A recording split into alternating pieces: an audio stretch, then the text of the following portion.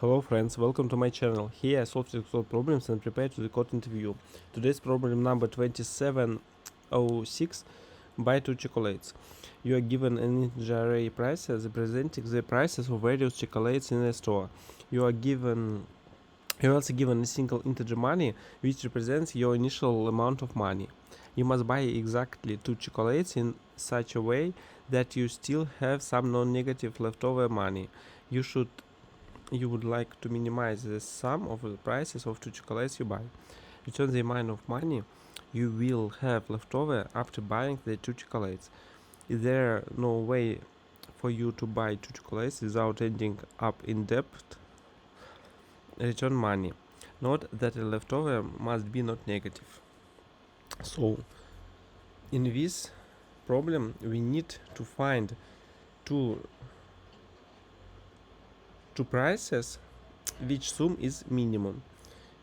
To get minimum sum of two non-negative items, because you can see prices can be from 1 to 100, we need to find the two least items in the least prices, and if their sum greater than money, then return money, else return the difference between money and sum of two the least items.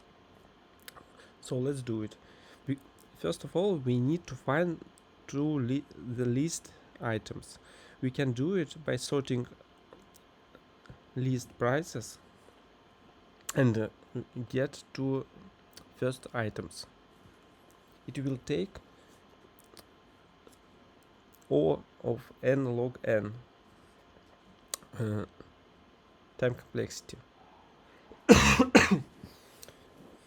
I can do it much better in linear time, and I will show you.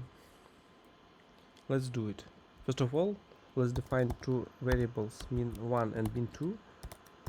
It will be two least items, and 101 by default it's the value greater than any price, because prices can be from 1 to 100.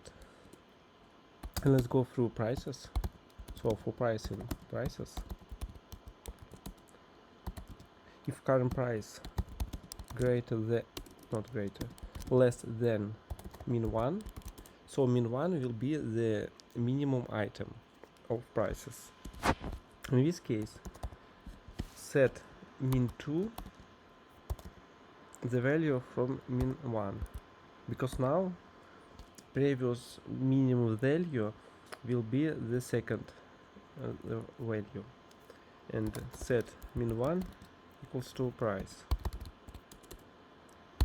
Else, if current price less than min2, update min2 value. And now we have the least items in the array prices, and let's check if their sum greater than money. In this case, we can buy both chocolates, then return initial money. Else, return money minus min1 minus min2. So we will get leftover.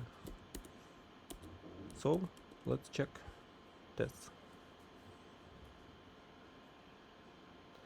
Test passed. Try to submit it. Yes, it works, and quite good. This algorithm has linear time complexity and constant memory complexity, because we didn't create any variables which length depends on input parameters length. That's it for today. Thanks for watching. See you tomorrow. Bye.